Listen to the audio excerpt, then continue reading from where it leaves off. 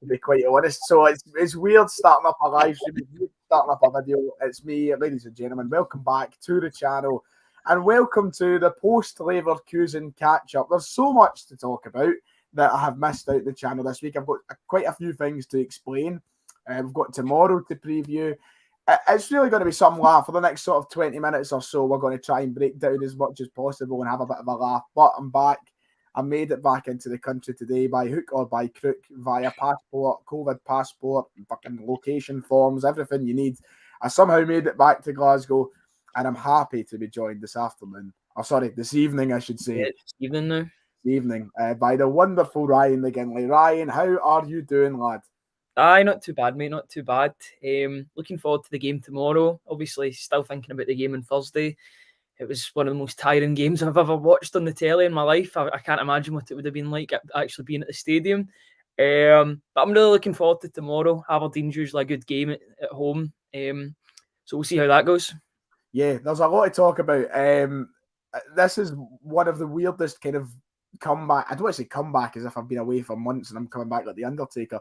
But it's one of the sort of weirdest returns I've ever done, coming back from a European trip and all the rest of it, because it was just a game on Thursday night, Ryan, that had so much emotion throughout it. You said it was difficult to watch on the television. I managed last minute to get tickets right in at the Celtic end, right in beside the the main core of the support. And throughout the 90 minutes, everybody around me, my pals that I was with and the people who I didn't know who were around me, we just went poster of emotion. Granted, the stadium, to say the least, but it was just Thursday night was a performance that I think we should be proud of. I know we lost in the end, and I know we're now out of the Europa League, but the one thing that I can't escape is the fact that we have transformed from a team who was getting beat 4-0 at Celtic Park off of Leverkusen only a couple of months ago to a team who were 10 minutes away from potentially winning at Leverkusen on Thursday night. That I think the progression of this Celtic side, the development of individual players, I mean, there's some we'll have to touch on specifically. Every Thursday night is just a real credit to Ange Postecoglou. And look, I was disappointed. I was heartbroken when we conceded that third goal on Thursday. But I left that stadium, I left Leverkusen thinking to myself, I'm mighty proud of Celtic. Yeah, I was really proud of their performance as well. I kind of knew when they scored the equaliser that they were going to go on and win. There was just too much time on the clock for anything else to happen, in my opinion. First half was Leverkusen were in the game. You knew they were going to take the lion's share of possession. Then we get a good penalty. Juranovic with that incredible penalty, like that guy's got balls of steel, honestly. And then we go 2-1 up, and you're thinking we could maybe do something here, but it's Celtic in Europe at the end of the day. They never make it easy, mate. They never make it easy. But do you know what? I'm so proud of the team. I'm proud of the way that we're playing, and to go toe to toe with a top European side who are probably going to be favourites or one of the favourites to actually win the whole thing. It's something to be proud of, and we were close. There's so many stories that I'll probably bring up, and I'll save it for the podcast tomorrow, because me and you and Callum are going to be doing a podcast tomorrow night. It'll be out on Monday, so I'll probably save the majority of the stories from Leverkusen or any of the tales of people I met and stuff for that, because we have a lot more time in that podcast to sit and kind of bring in the anecdotes that I like to throw about, and I'll talk more about my experience in the stadium on that podcast. But I did try, just a clarification before we go any further with this video. I've only done one video like the entire week, basically. I got to the flat, we got to our apartment, we were staying in Köln, or Cologne, if you like, sorry. We were staying in Cologne in Germany, which is just down the road from Leverkusen. And we got to the flat and the Wi-Fi just wouldn't work. So I was like, okay, my match preview can't go up today. I sat in the kitchen, I recorded it. It's actually quite funny, Ryan, because in the match preview, I banged my head off the roof. Oh, that was it was fantastic. So I got it all recorded, was ready to upload it. Wi-Fi wouldn't work. I was like, okay, I'll get up early tomorrow morning. I'll go to Starbucks down the road and I'll go and upload it using the Starbucks Wi-Fi. No, Starbucks wasn't having it. And by this point, we had to leave for the actual game on Thursday. I could only get that video up. I couldn't get a review up because I had no Wi-Fi again. But through many hangovers and I've still made it back in one piece to talk about it. So yeah, that's the explanation for everybody who might have been wondering where the content was. Ryan, your boy Juranovic, that penalty from him was fantastic. But I just thought throughout the game he was brilliant too on Thursday. I thought that. I thought, mate, was I steaming? Did you not like him? No. He was giving the ball away a hell of a lot. I thought there was a couple of penalty was the best thing that he done. The penalty was I great. thought both fullbacks did struggle. I thought that, I was going to bring up Ralston. You know, I think it was the third goal. Was it the third? No, second goal. He kind of loses his man, and that allows the chance for the second goal to come up. I think it's the second goal. It comes over at the far post, and he's kind of lost his man a little bit. He's let him go, and he manages to get it in. It was frustrating, you know. There was little. I think Welsh was kind of dodgy in the first goal of that as well. I thought there was little bits where we slept on them, but I think there was a lot of times in that game where Celtic were probably riding their luck, and we needed to ride their luck, but so were Leverkusen. I think it worked kind of both ways. I think that a bit of luck in the game, and some people go, you know, luck doesn't exist. You don't need luck in football and all the rest of it. But I think that games like that show you that luck is a massive part of football. You know, you need that sometimes, and sadly the luck just didn't swing Celtic's way in the last 10 minutes, and I think a lot of people have picked substitutions, and I would agree with that. I think that the substitutions did change the game massively, but I think there was just a huge swing in the luck as well in that last 10 minutes where Celtic just didn't have enough to kind of see it out for even a draw. Things kind of fell well for Leverkusen, and ultimately you did see a better team step up and grab the win, but I thought that there was just situations that were a little bit unlucky. Yeah, I thought we were really unlucky. 2-1 up, you're 81, 82 minutes in the Bay Arena. Like, that's unheard of. We've never won before in Germany. I don't think we've ever won in Germany, or in never won in Germany. So to be 81, 82 minutes in, still winning, I always said that it's so important when the equaliser is going to come. I didn't think it was an if with the equaliser, it was a when the equaliser was coming. We conceded far too early, in my opinion, and you just knew that they were going to get a wee bit of motivation off that. And I mean, the players that were scoring, the high quality players.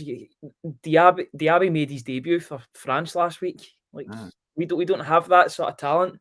And it was a great volley.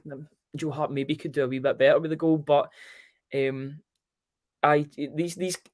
players always come up trumps at the end of the day. This is why they get paid X amount of money. This is why they're playing international football.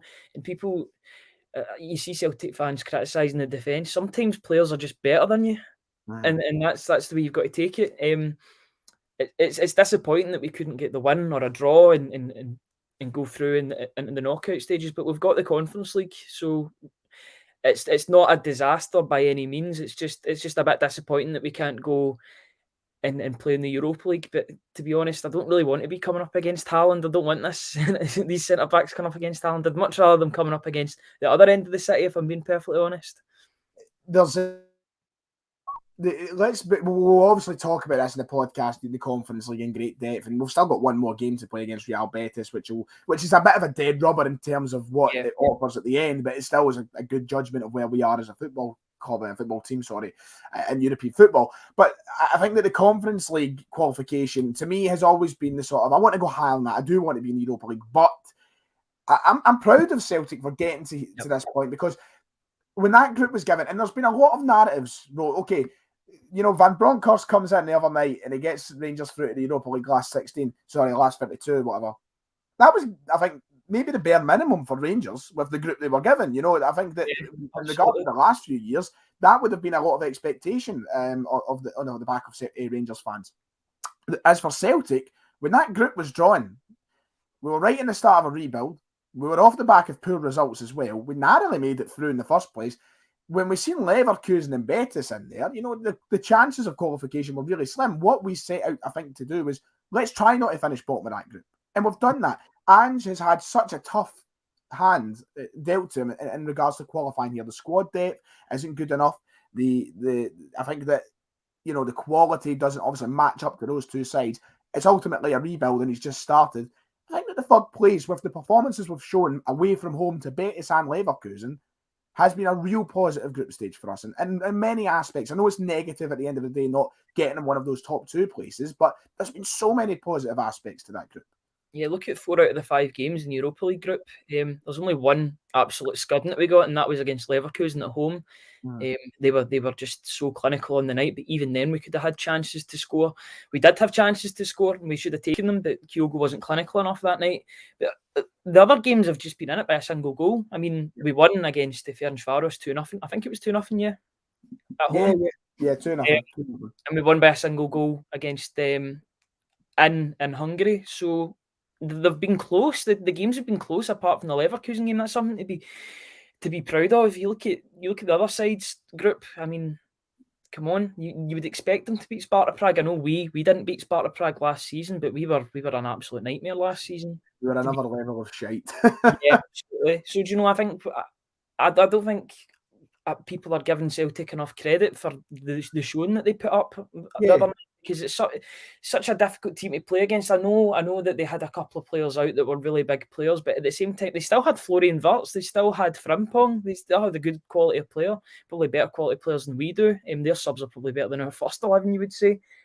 Look at where they are in the Bundesliga, that will tell you. But at the same time, it is disappointing that we've lost the game, but there's definitely a lot to be proud of. Yeah, and I think that there's been a sort of narrative created, and this is what I just want to quickly throw in there. This isn't me or you, for example, McGinley, making excuses for Celtic. And I feel like this has been thrown about a lot, that we're sort of lowering our expectations here, we're accepting mediocrity. That seems to be the vibe just because Rangers have qualified for the last 32. That isn't making excuses for Celtic. Realistic from where we were as a club when this draw was first taken out. When we first got that, this was reality for Celtic, that we were going to struggle against sides like that, and we were going to probably finish in a 3rd or 4th place spot. But we've fought hard, we've fought really well, and we've managed to finish 3rd place. And we're getting knockout football after Christmas. And I think that was probably one of the things that we would have wanted most when we seen that group, as long as we were in knockout football after Christmas. And that's exactly what Celtic have managed to get. Overall, I'm buzzing that I was there. I loved it. It was unlucky for Celtic, but what an experience. And I can't wait to go my next trip, McGinley. I can't wait. Yeah, I'll probably join you next time, to be honest, because I regret not going. Sitting in the house for the past few days has been an absolute nightmare, knowing that everybody's in Germany having a great time. Even worse when your lecturers want you to go in these places, which isn't great. But yeah, I definitely want to go. Hopefully we get a good sort of knockout round team that we can go on a good trip for. Tottenham would be ideal. Imagine going down to London. Down to London, huh? That's all right. They've still to qualify for the Conference League, the knockout stages. They've got a wee bit of work to do. But we'll see how it goes. Do you know, that's what it's all about. Hopefully restrictions are all right then as well, because obviously you're hearing about things just now. But when the time comes, we'll see where we can go. And it's always a joy going and travelling and watching Celtic. So that's something to look forward to for sure. But it would have definitely been a good experience for everybody going to Germany. A really, really good place. It would have been a great atmosphere. You see all the videos. I was absolutely jealous seeing everybody dancing about in that. But there's always next time, I guess. Oh, there's, mate. There's never going to stop unless another pandemic comes on upon us. Yeah, so before we go into the match preview for Aberdeen, and we're going to talk about this Leverkusen game in far more detail tomorrow, the little intricacies, other little things. I'll be telling stories about Kieran Auld nearly breaking his neck on scooters around the streets of Cologne. You know, I've got... Surprise me. What is it? Those stories just don't surprise me, mate, at all. Mate, honestly, I cannot express hard enough how funny it was watching Kieran Auld nearly go arse over tit on a scooter trying to get up the pavement. It was absolutely hilarious, and the fact he didn't break his neck was unbelievable. So there's many stories like that to come, many different things and things to talk about. We'll get there, but one thing I do want to apologise for before we go on to talking about Aberdeen now is I just want to make it very clear: if I sound rusty, if I sound nasally, if I sound like a hoarse throat or anything like that, if I'm sounding like I'm talking absolute shit as well, which is the standard, I have been travelling heavy today. I was up at 2 o'clock this morning. Sorry, 3 o'clock. No, 2 o'clock this morning. If we go by our time, I had to go from Cologne to the Cologne city centre to Cologne airport. We then boarded a flight from Cologne to Munich, arrived in Munich for around what would have been about 6 a.m. here. We had to then go from Munich to Manchester. We got to Manchester for about 9 a.m. or something. And then we had to drive all the way from Manchester back to Glasgow between like the hours of 9 and or 10 and 3 or whatever. It has been a journey and a half today. A little bit tired. I'm not going to lie about it. It was a bit on the edge, this video, but we're here. But what we're also here for is tomorrow, Ryan. We're here for Aberdeen at Celtic Park. Usually I would do my match preview video, and this is kind of it tying into this part now. One thing I think we have to quickly touch on, I've not had the chance to bring up on my channel or anything yet, is of course the kind of farewell to Bertie Auld yesterday at Celtic Park. The funeral of Bertie Auld took place, of course, at St Mary's and then passed by the stadium. And I think this is now the kind of first chance that Celtic fans will have to be all together in Celtic Park to kind of commemorate, celebrate, and wish farewell, to the legend that is Bertie Auld. Tomorrow, of course, will be a kind of a celebration of him. And I think that the pictures and the videos and the kind of service that we've seen yesterday, Ryan, sums up the guy, sums up everything about Bertie Auld, the legend that he is. And I think the send-off was just absolutely perfect. It was. I did watch a wee bit of the funeral on the live stream. It was great that Celtic gave us that service to watch the stream. I saw it was about 10,000 people were watching it at the same time as me, which was something else. It was an absolutely beautiful service, some great singing. You've seen all the Celtic players. You've seen past Celtic managers, present Celtic managers. You had Neil Lennon there. You had Brendan Rodgers, Ange Postecoglou. It was great to see. It was a great turnout for a great guy. And then obviously when the cortege went to Celtic Park, you saw the thousands waiting for him, which was absolutely beautiful again. But you would expect that because he was such a popular guy with the Celtic support. So it was only right that he had that proper send off with all the fans waiting on him as he done his final sort of journey to Celtic Park. It was really, really emotional to watch, but at the same time it was quite uplifting to see that he got the send off that he deserved at the end of the day. It was a very sad day, and I'm glad that tomorrow we'll have a proper chance to sort of have a send off. I mean, I think You'll Never Walk Alone will be very, very emotional tomorrow because it's obviously the first time we've been at Celtic Park since he died.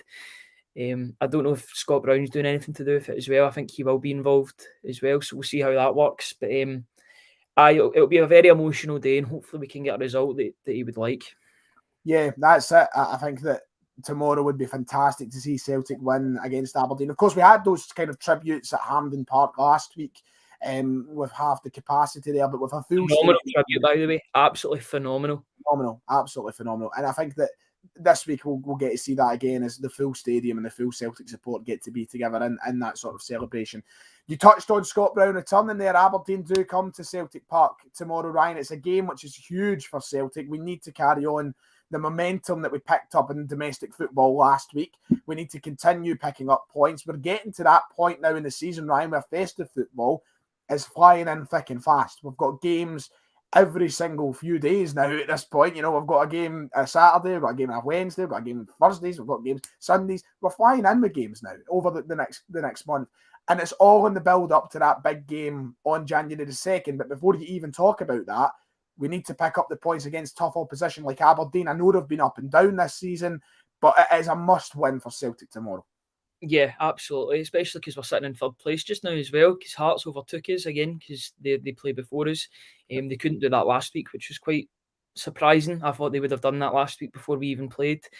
But it's a must-win game. It's a good game though at the same time because Aberdeen are a team that won't sit back. They'll come out and attack. They'll fancy themselves to get a goal or two against us. And it's one of those games. It's a big atmosphere. It's always a big game when Aberdeen come to town. And it's even bigger knowing that Scott Brown will be coming back to Celtic Park. The first time he's back at Celtic Park since he left us in the summer. It's the first time to play with fans at Celtic Park since, before the pandemic even started as well. Into that, isn't it? Because the last game he would have played would have been St Mirren. Yep, that's right. With fans. And that seems a lifetime ago. Who would have thought that would have been his last game? That's absolutely mental. With fans, yeah. But it's a completely different story with and without fans. It's almost like a completely different sport altogether. I don't want to be making excuses like that, but it really is. The fans really do make the spectacle at the end of the day. But I'm sure he'll get a very warm reception up until the game starts. And then no doubt he'll get booed. He'll get called all the baldy bastards under the sun, Ryan, don't you? Well, Frimpong get a booing, and I don't think he done much wrong. So I'm presuming that Scott Brown will get the same sort of treatment. I mean, we'll see how it works tomorrow. But anyway, I think Brown will be. I want to see Brown getting in about it. I want to see him winding up the referees and winding up the Celtic players, because that's Scott Brown at the end of the day. And if we boo him at those sort of moments, then he'll love that. That's the thing. I think that even if the Celtic fans are unhappy with decisions that may go Brown's way or whatever, at the end of the day, at the end of the 90 minutes, we're going to still be Scott Brown and Celtic, the relationship that is. I think that he takes it in good stride, and the supporters will take it all in good stride. It'll be interesting to see where he plays tomorrow, because I didn't know this last night when I'd done the TSF podcast, that he's been playing as a centre-half for the last couple of games, which is absolutely mental. I would never think of him as that. Balls over the top. Balls over the top, lads. Kyogo's movement against him, it should be an interesting duel, that's for sure. It'll be interesting to see him back. Aberdeen obviously have some quality in their team, but at the same time, I do fancy us to kick on. We've not really had too many European hangovers this season, so I expect us to go in and get the 3 points and get out of there. It's a big game for those players that we talked about. You know, you talked about the fullbacks in particular. Now, your judgment of Thursday night is so much more reliable than mine. So this is where I'm bringing you in here. You were talking about the fullbacks struggling, for example. And, you know, we had players like Beaton, who was phenomenal on Thursday night. It was amazing. I think this is a game now for these guys tomorrow, for the fullbacks to get a little bit more confidence in their game, just pick themselves back up after Thursday. But a chance for some guys like Beaton and Jota and guys who've been on red hot form to take that into that game tomorrow. Aberdeen, I don't feel like have dealt with that threat as of. I know we've played Aberdeen already this season and things went well, but I feel like right now, you know, we can make it even harder for them, especially with it being at Celtic Park, Ryan. Yeah, they're not coming into this with any sort of good form, you would say. They've been up and down all season. I mean, they had that really, really bad run of form towards September, October time, and then November they kind of picked it up a wee bit, but they lost. I'm sure they lost their last game, didn't they?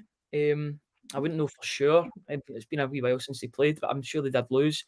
Don't know if it was against St Mirren or Dundee United or something like that, but they did lose. So they'll be coming into this game maybe a wee bit pessimistic, and it's a game at Celtic Park. It's a game that Celtic should be winning. That's not big-headed. That's just the winning mentality, as I always say. But I think it's a good game because they won't sit back on the ball. They want to push forward and get loads of chances. Hopefully we can hit them on the counter or just hit them with our attacking play as it is. And then hopefully the goals will come. Yeah, obviously they've had this season and certain areas of the park could make life a little bit more difficult for Celtic, because I feel like they've been strong and defensively in areas where Celtic have probably been quite good offensively. You look at the likes of Calvin Ramsey, for example, this year. We've been very good down the left-hand side, but he's been very good on the right-hand side, for example. You know what I mean? Him as well, because him and McKenzie are both injured. Yeah, that's what I was about to come on to. So these are the kind of advantages that Celtic now have, and you want to see Celtic take advantage of those situations. The firepower of Celtic is what hopefully will get us through the game tomorrow. I think that we've got that same thing that we talk about in a lot of these match previews. It should be too much on paper for Aberdeen to handle. And I know things don't always pan out as simple as that, but you put those two teams on paper, and that's a team that has so much pace and talent moving forward across all areas of the attacking line, left, right, and middle, that Aberdeen will have to be on their toes. They'll have to be alert at all times. And ultimately, they'll need a lot of pace. They'll need a lot of quick reactions. And I think... Oh, sorry, mate. You just cut off at the end of your question there. Did I cut off? Well, I think we've got the one up on them, mate, with the terms of pacing, absolutely. reaction, stuff like that, you know? Yeah, absolutely. And you think of guys like Kyogo, even players like Ralston, and hopefully Rogic, if he comes back into the team, hopefully we'll have too much pace and too much guile for Aberdeen. There's players that have previous with Aberdeen before, guys that have scored against them, such as Rogic. Even Jota scored in the last appearance against Aberdeen. So you're just hoping that these guys can come into the game and cause havoc. Aberdeen have been leaking goals. I know we've been leaking a couple of goals, there or thereabouts, also playing against Leverkusen. But there'll definitely be goals in this game. I do not think this will be enough in each, that's for sure. But hopefully we'll have the one up on them and get a couple of goals more than they do. Clarify on the point that you were bringing up earlier, Brian, just to make it clear for folk watching. They have lost their last two games. Dundee United last weekend, a 1-0 loss. The weekend before that, Motherwell, a 2-0 loss there. So, it's a chance for Celtic to take advantage of something, and it's a game I'm confident we shall be winning. Let's talk about, to kind of wrap up the last sort of 5 minutes. I mean, we've got Adam Stocks, and you're going to lose, and Ange out is incoming. I mean, I think there is more chance of Van Bronckhorst making the Pepsi Max, to be quite honest, than he's so tiny. He's so, mate, the wind-ups are brilliant. The wind-ups are brilliant. I mean, you're taller than him, mate. You're taller than him. I must be. You must be, mate. You must be. Let's talk about 5'10", and Ange's 5'10" as well. But Ange's get more about him. And Ange would ragdoll him about, so I don't know what anyone's saying. Of course, we'd have him for. And he wouldn't be wearing any gloves either. I saw him on Thursday night in the touchline wearing gloves, and what is he, a Bond villain or something? What manager wears gloves? What exactly. Manager wears gloves? Let's go through our team selection now. Let's go through our team selection. This was the team that started against Leverkusen. Tony Ralston, Cameron Carter-Vickers, Stephen Welsh, Josip Juranovic, Cal McGregor, Nir Bitton, David Turnbull, James Forrest, Kyogo Furuhashi, and Jota. Do you see any changes from that side, Ryan? Sorry, I just got interrupted there. Could you go through that team again? Sorry. Well, we go through the whole team again, Christ. Here we go. In goals, number 15, Joe Hart. Joe Hart. Like that, it's fine. Tony Ralston, Carter-Vickers, Stevie Welsh, Juranovic, McGregor, Bitton, Turnbull, Forrest, Furuhashi, Jota. Do you see any changes to that side that started against Leverkusen? Do you? Bitton's injured, is he not? Did he not come off injured? So I guess Rogic will come back in, hopefully. Maybe Rogic, James McCarthy? No, I don't want that. Maybe Ismail I've made my mind up on James McCarthy. Maybe Ismail Assoro? What is it? Maybe Ismail Assoro? I'd rather Sorrow than McCarthy, because at least Sorrow can run. This guy's got as much movement as Oscar Pistorius, honestly. I made my mind up on McCarthy weeks ago, mate. Thursday didn't have to do it for me. I know, and I've been trying to get. I've trying to make my mind up about Mikey Johnson as well when he came on Thursday. That wouldn't have helped your case either. So my team would be Joe Hart in goals, right back Ralston, left back Juranovic, although I want Juranovic to be a right back sooner rather than later. Centre backs, unless Starfelt's coming back, it will be Welsh and Carter-Vickers. I don't think Starfelt will be back. Midfielders, McGregor in his best position as a holding midfielder, in my opinion. I don't think he was great on Thursday at all. He lost the ball a lot. I know he was trying hard, but him and Turnbull were absolutely anonymous. Turnbull will keep his place. I think Rogic will play as the number 10. I must have been so leveled. I'm not coming out and saying that I thought those guys were brilliant or anything like that, but Christ almighty, I left. Well done, boys. Well done, everybody. Brilliant. That was absolutely leveled. I didn't get to assess it in deep detail like yourself. No, I was kind of half watching it, half on my phone as well. Because I was when you get nervous, you just sit on your phone. I don't really want to look at the game when they're attacking. And in the front three, I'd keep Forrest in there. Forrest, Kyogo, and Jota. I think Forrest has to keep his place for me. I don't know. In the second goal. Yeah, the second goal was magic, of course, but I'd like to see Forrest there. And I think I agree with you pretty much there in the entire team selection that you've gone for. I think I would go with that as well. It's once again, it's we have these games flying in thick and fast, but I don't think there is any reason for us to go out and massively change things or to suddenly bring in Giakoumakis, for example. I think it is about looking at Aberdeen, looking at the serious threat that they do offer, they do bring to Celtic Park, and matching up to that with our best possible side, Ryan. Yeah, absolutely. The team that we should put out should be good enough to beat Aberdeen. That's the bottom line. No matter what Aberdeen have got, we should be better than them. It's just facts at the end of the day. I don't mean to sound big-headed, but when we're at home, we should be winning every game. If we want to be serious about any sort of title challenge, bearing in mind that you expect Rangers to win at Livingston, although it's a terrible pitch. You expect Rangers to go and win against Livingston, so we'll be 4 points behind. We'll be 7 points behind when kickoff comes around.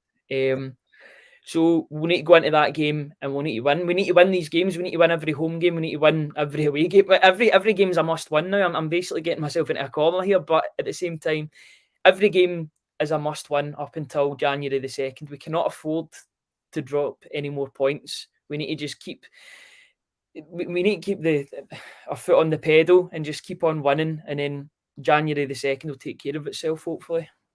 So dare I ask then, the big final question, your score prediction for Celtic Park tomorrow, Celtic Aberdeen, Ryan, what are you going for? I'm going to go for 3-1. Oh, it's 3 goals, but not a clean sheet for Celtic. I am going to agree with you on one of them, and I'm going to disagree with you on the other. I'm going to agree that there will be 3 goals in the game. I'm going to 3-0. I'm going to 3-0 Celtic win. 3-0. I think we'll have a clean sheet. I feel it. But I don't want to have an overwhelming expectation on this. I'm just going to go for a 3-0. Usually I've been keeping it down to, your kind of 2-1s and 2-0s recently, but I'm going. It's always. Oh, sorry, your thing's been going on and off a wee bit. I've been trying to time it so that you don't stop. I know I don't know what's happened to the Wi-Fi in the old place, but it's not as great anymore apparently. But I think it'll definitely be an interesting game. These games are never ever boring against Aberdeen. I can't even think of a boring game against Aberdeen, apart from maybe the end of the season one.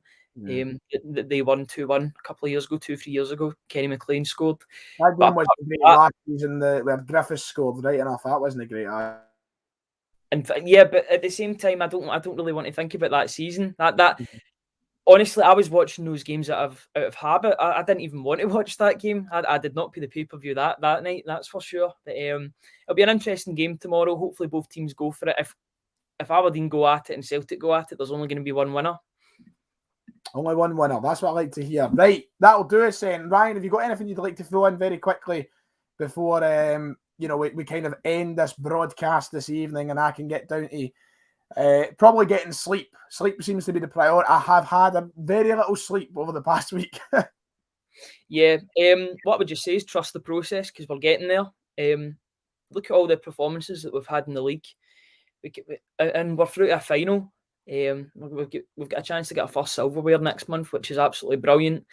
It's a process. We're still going through a rebuild, but at the same time, I think we're ahead of schedule, and I'm looking forward to seeing where we get in 6 months' time, 3 to 6 months' time. Also, we didn't even mention that we're getting linked to Hatate. That's right. Yep. In Japan, which would be a great signing because he can play in both left back and midfield.